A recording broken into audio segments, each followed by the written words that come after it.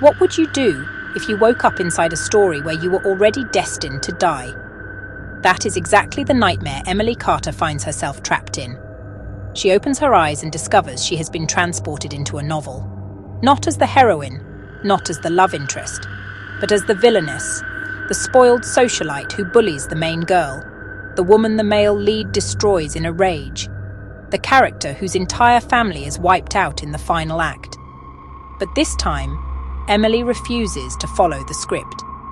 From the very first moment, she claws her way out of her fate.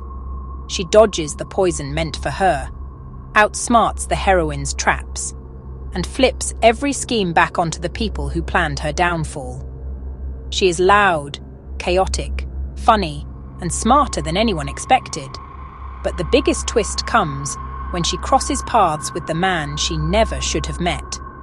Thomas Wilson, the demon of Harbour City, cold, ruthless, scarred from a childhood filled with betrayal and violence. According to the story, Thomas is not even part of her world, but fate throws them together in the most chaotic way imaginable. One night, one accident, one mistake that binds them in a way neither of them can undo. And from that moment on, every rule of the story begins to collapse.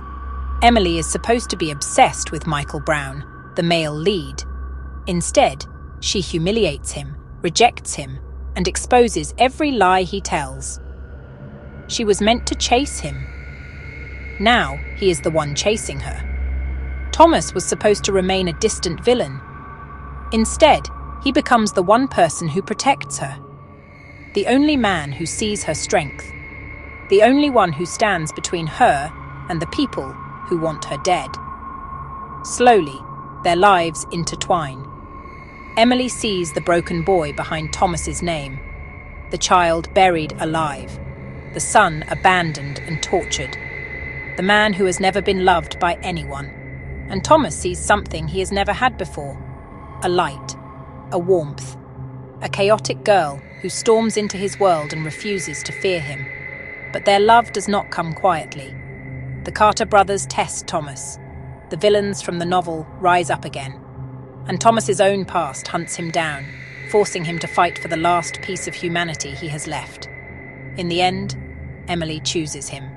Not because he is powerful, not because he is feared, but because beneath the scars is a man who will burn down the world to protect the one woman who finally gave him a reason to live. Their story was supposed to be tragedy. Emily was supposed to die.